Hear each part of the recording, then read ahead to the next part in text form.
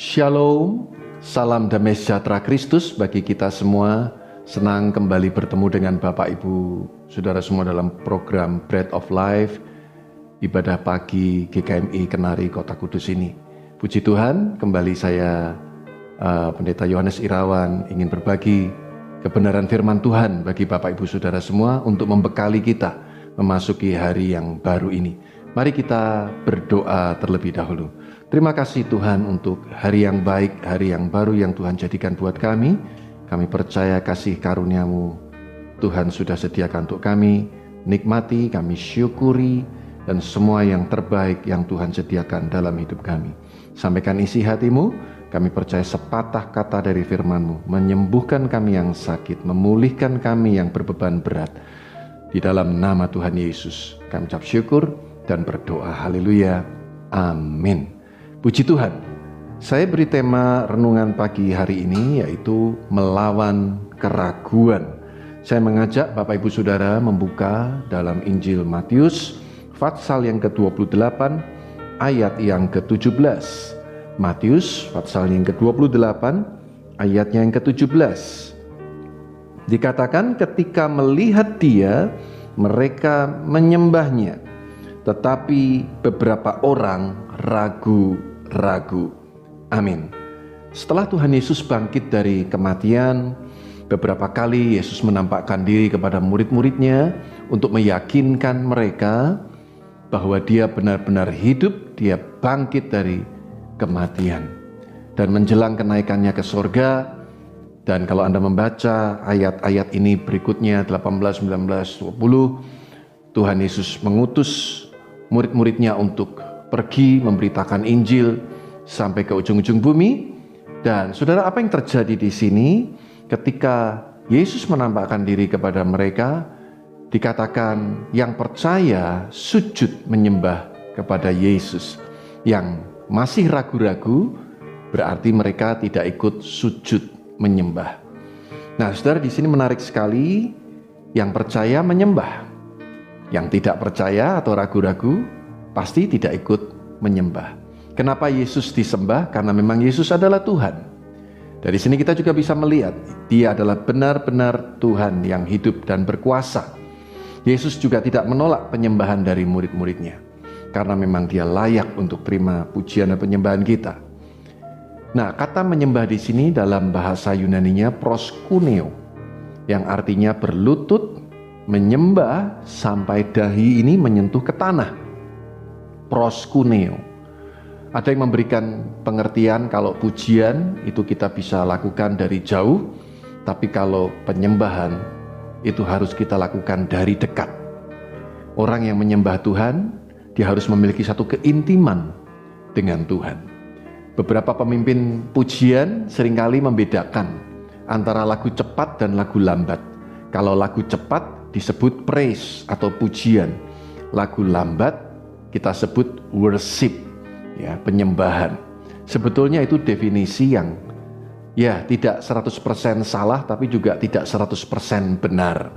Bagi saya pujian dan penyembahan lebih tergantung kepada konten, isi, lirik lagu yang kita nyanyikan. Kalau memang itu berbicara tentang karya-karya Tuhan, layak Dia untuk kita beri pujian. Bisa dalam bentuk pujian yang cepat, bisa dalam bentuk pujian yang lambat. Kalau itu sifatnya pengagungan, karena memang Dia besar, Dia maha kuasa, layak untuk kita worship, kita sembah. Jadi kalau isi lagu itu tentang pengagungan kebesaran Tuhan, kita sebut worship. Bisa juga lagu yang cepat, lagu yang lambat. Tapi tidak masalah, itu hanya istilah saja.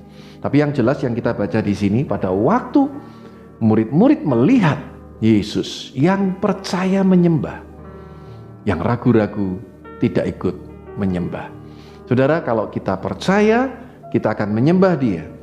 Kalau kita yakin, kita akan memuji, memuliakan Dia, kita mengiring Dia dengan segenap hati kita. Nah, masalahnya, saudaraku, ternyata murid-murid pada waktu itu sudah berkali-kali melihat pun masih ragu-ragu, masih tidak percaya. Ingat Rasul Thomas pernah berkata, kalau aku tidak mencucukkan jariku di bekas lambungnya yang tertikam atau tangannya yang berlubang paku, aku tidak percaya. Yesus menampakkan diri kepada Rasul Thomas dan kemudian berkata, mulai hari ini jangan sampai kamu tidak percaya lagi. Kamu sudah melihat, jangan sampai kamu tidak percaya lagi. Yesus berkata, namun berbahagialah kamu yang tidak melihat, namun percaya. Saya yakin Bapak Ibu Saudara, kita semua yang percaya Yesus adalah Tuhan, adalah orang-orang yang berbahagia. Karena kita belum pernah melihat wujud fisik Tuhan Yesus, tapi kita percaya. Sebaliknya, Bapak Ibu Saudara yang belum mungkin pernah mengalami mujizat Tuhan secara real, secara nyata, jangan kau ragu-ragu dan tidak percaya. Percayalah bahwa Yesus tidak berubah dulu, sekarang, sampai selama-lamanya. Dia sanggup menolong kita, Dia sanggup memulihkan kehidupan kita, Dia sanggup menyembuhkan kita. Kalau itu yang kita lakukan, Anda orang yang berbahagia. Banyak orang yang selalu menuntut percaya dulu, melihat dulu baru percaya. Walaupun kenyataannya, sekalipun sudah ditolong, sudah terima mujizat, tetap tidak percaya. Banyak juga orang-orang yang seperti itu. Jadi tidak ada patokan sebetulnya. Yang benar firman Tuhan adalah, kecaplah dan lihatlah betapa baiknya Tuhan. Artinya percaya dulu. Maka kita akan melihat mujizat dan pertolongan Tuhan dalam kehidupan kita. Hari-hari ini banyak orang yang ragu-ragu, walaupun sudah melihat bukti-bukti nyata pertolongan Tuhan, mujizat Tuhan, anugerah Tuhan, berkat Tuhan, tapi masih ragu-ragu, yang khawatir, yang bimbang tentang kehidupan saat ini maupun yang akan datang. Ragu-ragu akan pemeliharaan Tuhan. Padahal kalau kita mau flashback, kita lihat ke belakang dan kita lihat kehidupan kita hari ini, itu merupakan bukti penyertaan Tuhan, bukti akan pertolongan Tuhan. Sebagai contoh sederhana, kita bisa bernafas, ini merupakan anugerah Tuhan. Pernahkah kita mengucap syukur untuk hal ini? Bagi orang-orang yang ada di ICU, di mana untuk menghirup oksigen dia harus membayar, maka saudaraku, dia harus keluarkan uang cukup banyak demi oksigen yang selama ini dia dapatkan dengan gratis. Jadi Bapak Ibu Saudara yang hari ini sehat dan bisa menghirup udara oksigen dengan gratis, jangan sampai kita tidak mengucap syukur bahwa sebetulnya Tuhan sudah sediakan dengan cuma-cuma bagi kita semua. Itu juga berkat Tuhan, itu juga anugerah Tuhan, itu juga mujizat Tuhan dalam kehidupan kita semua. Pemazmur berkata di dalam Mazmur 26 ayat yang pertama dari Daud, berilah keadilan kepadaku ya Tuhan, sebab aku telah hidup dalam ketulusan. Kepada Tuhan aku percaya dengan tidak ragu-ragu. Mari kalau kita percaya, percayalah dengan penuh keyakinan, jangan ragu-ragu. Karena setengah percaya sama dengan tidak percaya. Yesaya 41 ayat yang ke-10. Yesaya 41 ayat yang ke-10 berkata, janganlah takut sebab aku menyertai engkau. Janganlah bimbang sebab aku ini Allahmu. Aku akan meneguhkan, bahkan akan menolong engkau. Aku akan memegang engkau dengan tangan kananku yang membawa kemenangan. Ini salah satu ayat kesukaan saya. Saya sering mengutip ayat ini. Nah, sekali lagi Anda diingatkan ayat ini, bukan kebetulan. Ya, bila perlu Anda print di selembar kertas, tempelkan di lemari, pintu lemari atau meja rias Anda atau pintu kamar Anda, supaya kalau kita mulai ragu-ragu, kita mulai khawatir, takut akan kehidupan ini, Anda bisa baca ayat ini, diingatkan lagi, ya. Ulangi terus sampai betul-betul hilang itu keraguan, ketakutan dalam hidup kita tidak ada sama sekali. Sekali lagi, setengah percaya sama dengan tidak percaya. Nah, saya ingin memberikan penegasan dari ayat ini. Perhatikan baik-baik. Dikatakan janganlah takut sebab aku menyertai engkau. Ini jaminan Tuhan yang luar biasa. Aku, Tuhan sendiri, menyertai kita. Lalu juga dikatakan janganlah bimbang sebab aku ini Allahmu. I am your God. Aku ini Allahmu. Aku ini Tuhanmu. Lalu dikatakan juga, aku akan meneguhkan, bahkan akan menolong engkau. Aku akan memegang engkau dengan tangan kananku yang membawa kemenangan. Ini janji Tuhan. Berkali-kali ada kata aku. Eksistensi Tuhan dinyatakan dari ayat ini. Supaya Anda tidak takut lagi, tidak bimbang lagi, tidak ragu-ragu lagi. Kalau seorang bapak berkata kepada anaknya, kamu tuh anakku, itu berarti pasti ada sesuatu yang sudah melampaui batas dari si anak yang seolah-olah meragukan kemampuan ayahnya. Ya, kalau seorang ayah sampai berkata, kamu tuh anakku, ada satu tanda tanya, ada apa seorang ayah sampai mengeluarkan statement bahwa aku ini ayahmu, aku ini bapakmu, I am your daddy. Karena saya sering ketemu anak-anak yang meragukan ayahnya, meragukan orang tuanya, bahwa dia akan memenuhi kebutuhannya, dia akan melindungi, memberi proteksi, sehingga si ayah harus meyakinkan anaknya, aku ini bapakmu. Seolah-olah dari kalimat itu si ayah mau berkata, jangan takut, Papa bertanggung jawab, Papa akan melindungi kamu, Papa pasti mencukupi kebutuhan kamu. Saya masih ingat ketika mengajar anak-anak saya untuk berenang. Tentunya pada mulanya saya dari jarak 1 meter, saya akan pegang tangan anak saya untuk meluncur. Lama-kelamaan saya akan membuat satu jarak yang lebih jauh dan lebih jauh lagi. Dan itu merupakan satu challenge, satu tantangan bagi anak saya. Karena yang tadinya dekat, ini mulai menjauh, makin menjauh. Di sini keberanian dan iman anak saya diuji. Supaya dia makin mahir, makin pintar untuk berenang. Memang harus ada ujian. Keluar dari zona nyaman. Dari tempat yang dangkal menuju ke tempat yang lebih dalam.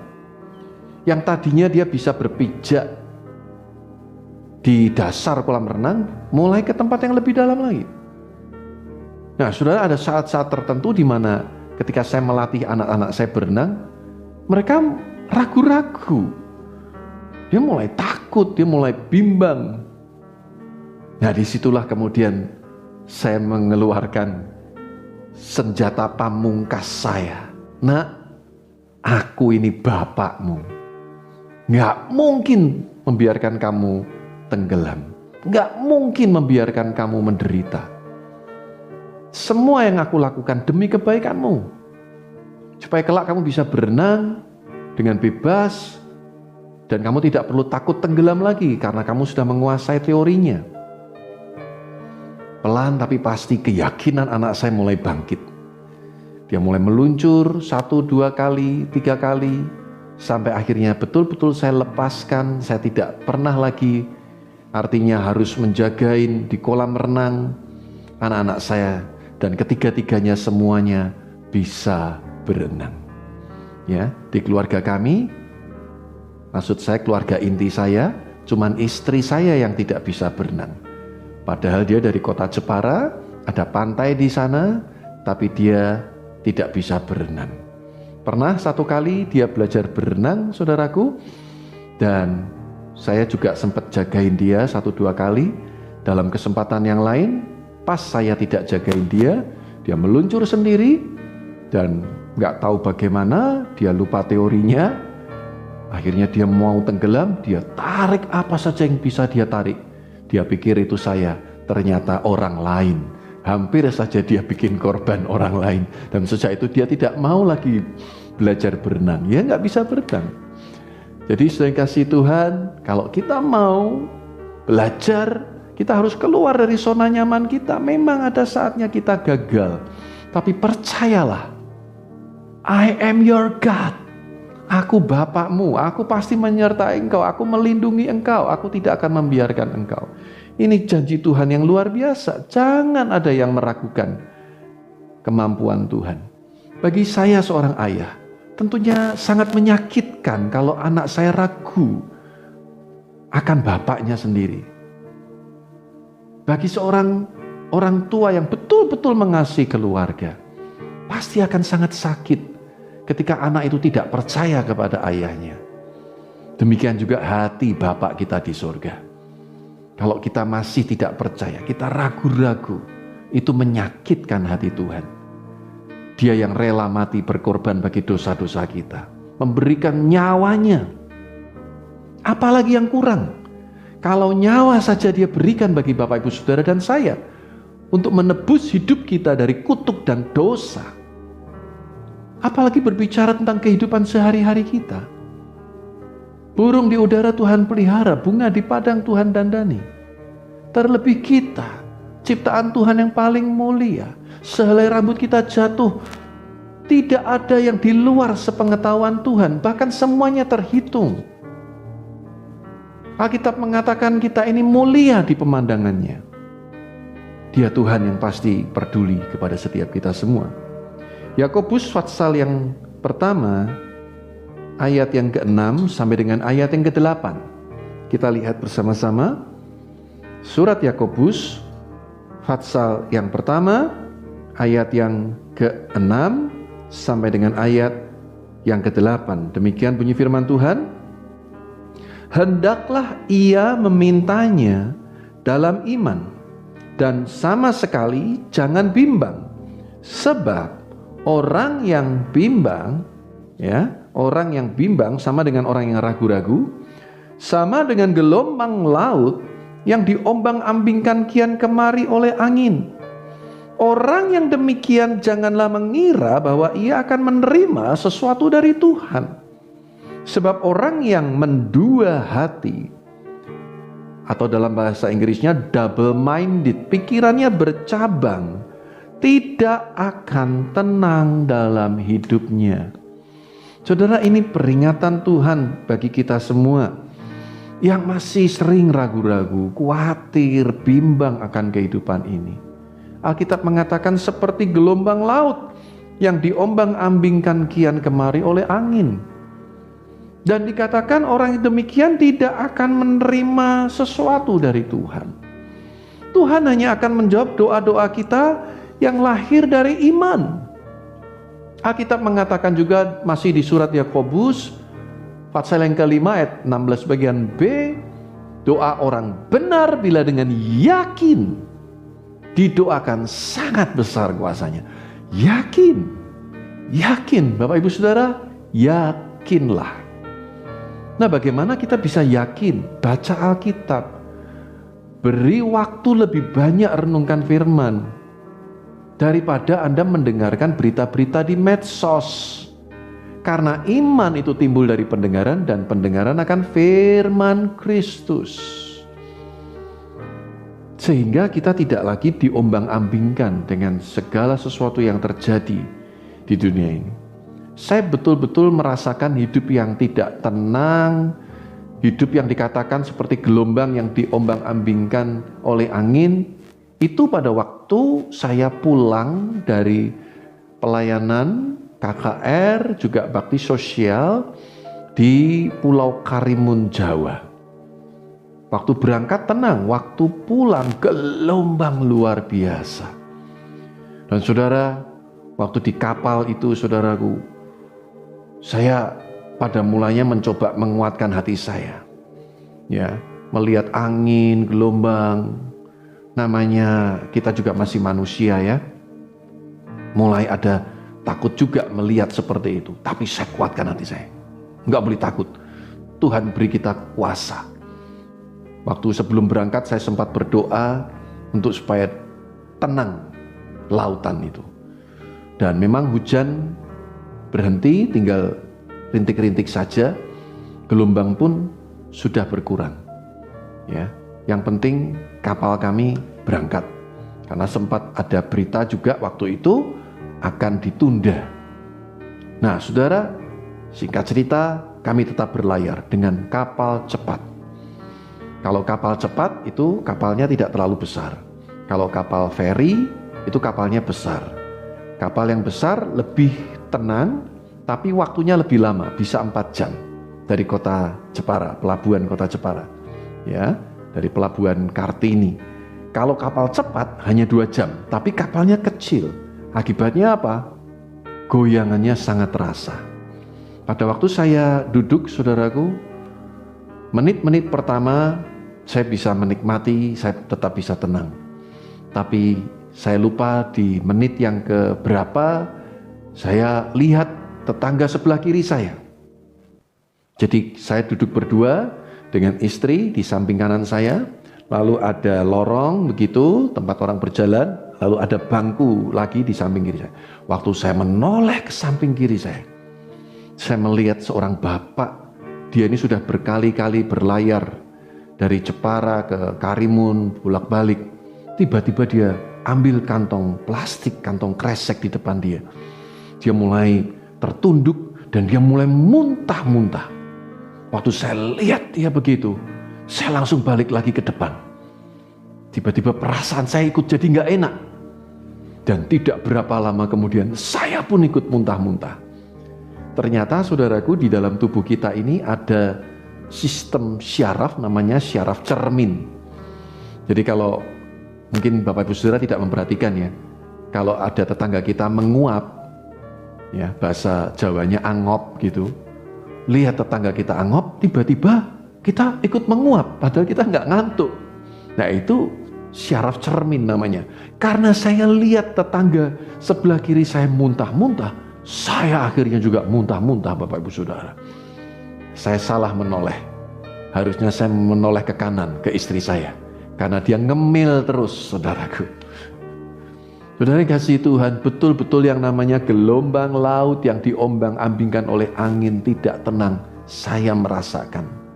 Nah, jangan sampai dalam kehidupan ini, saudaraku, kita ragu, kita bimbang. Karena digambarkan seperti gelombang yang diombang-ambingkan oleh angin, yang tidak akan pernah bisa tenang hidupnya. Mari kita pilih untuk tetap percaya akan pertolongan Tuhan. Pilih untuk tetap berharap kepada Tuhan bahwa pencobaan yang kita alami tidak akan melampaui kekuatan kita.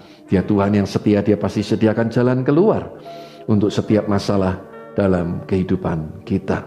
Nah, saudara, saya mau tutup dengan satu statement, ini penting sekali.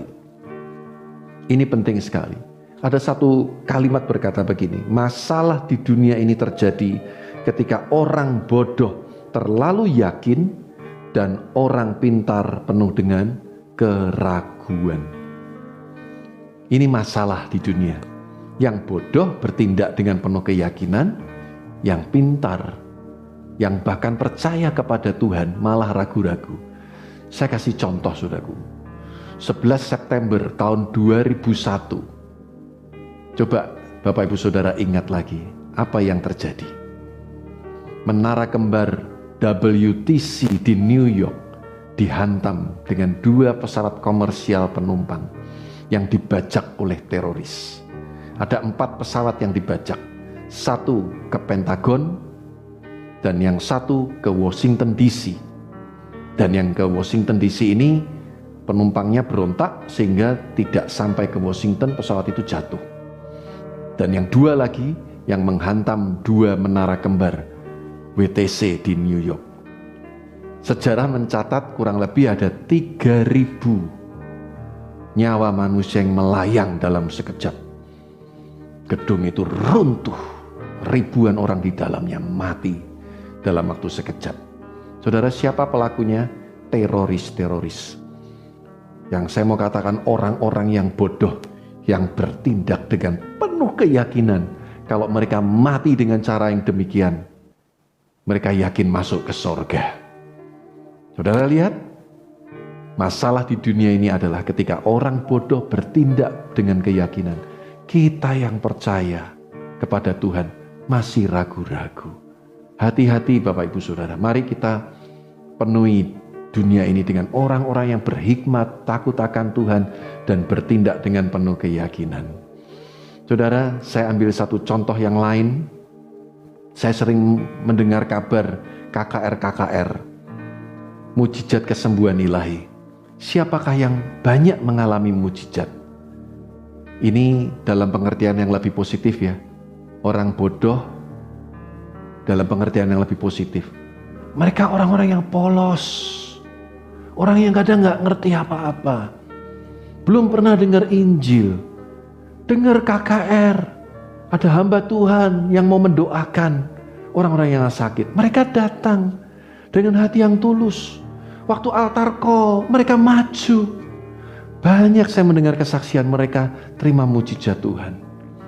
Orang Kristen yang sudah bertahun-tahun jadi orang Kristen, melayani Tuhan, berpangku tangan di belakang, tidak percaya, ragu-ragu.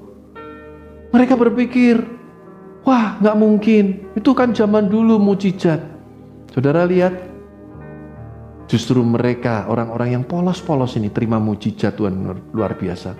Mereka yang sekolah teologi ya, mereka yang sudah melayani Tuhan bertahun-tahun tidak percaya akan mujizat Tuhan. Saya berdoa, biarlah setiap kita tidak ada lagi yang ragu-ragu akan kemampuan Tuhan, akan kesanggupan Tuhan. Karena mujizat itu hanya berlaku, yang pertama, saudaraku, bagi orang-orang yang percaya. Yang kedua, orang yang bimbang tidak akan tenang hidupnya.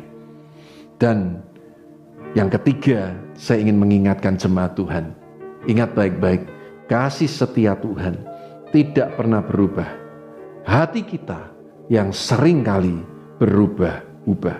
Jadi jangan takut, percaya saja pasti ada pertolongan Tuhan. Ingat, sekali lagi, mujizat hanya milik orang-orang yang percaya. Yang kedua, orang yang bimbang atau orang yang ragu-ragu tidak akan tenang hidupnya. Dan yang ketiga, kasih setia Tuhan tidak berubah untuk selama-lamanya. Sebagai ayat yang terakhir, Ayub 42 ayat yang kedua. Demikian bunyi firman Tuhan, aku tahu bahwa engkau sanggup melakukan segala sesuatu dan tidak ada rencanamu yang gagal. Ini pengakuan Ayub setelah dia melewati proses kehidupan yang begitu sulit. Dia sampai pada satu kesimpulan, tidak ada rencana Tuhan yang gagal. Dan akhirnya Ayub dipulihkan, Tuhan beri lagi keturunan, Tuhan pulihkan kekayaannya, Tuhan berkati kehidupannya. Saya berdoa biar kesimpulan Ayub ini juga menjadi kesimpulan hidup kita. Tidak ada rencana Tuhan yang gagal. Pasti Tuhan akan menggenapinya dalam kehidupan kita. Kalau ada di antara saudara yang berkata, Pak, kenapa kok rencana Tuhan gagal dalam hidup saya? Tidak. Sekali lagi, tidak ada yang gagal. Seringkali kita yang gagal untuk bersabar. Kita gagal untuk taat. Kita gagal untuk percaya. Dari sisi Tuhan, tidak ada rencananya yang gagal. Tuhan Yesus memberkati. Mari kita berdoa. Meteraikan firman-Mu Tuhan pagi hari ini, agar tidak ada seorang pun dari kami yang masih ragu-ragu dan bimbang akan penyertaan Tuhan, akan pertolongan Tuhan. Doa kami, biarlah Tuhan memberkati setiap kehidupan kami semua, keluarga, kesehatan, pekerjaan, bisnis kami. Dan biarlah kami boleh mengalami semua apa yang Tuhan janjikan. Berkat-berkat-Mu limpah dalam hidup kami semua. Kami boleh mengalami penyertaan Tuhan yang sempurna, dan kami boleh mengalami penggenapan janji Tuhan yang sempurna dalam kehidupan kami. Kami mau percaya dengan tidak ragu-ragu. Di dalam nama Tuhan Yesus kami berdoa. Haleluya. Amin. Tuhan Yesus memberkati.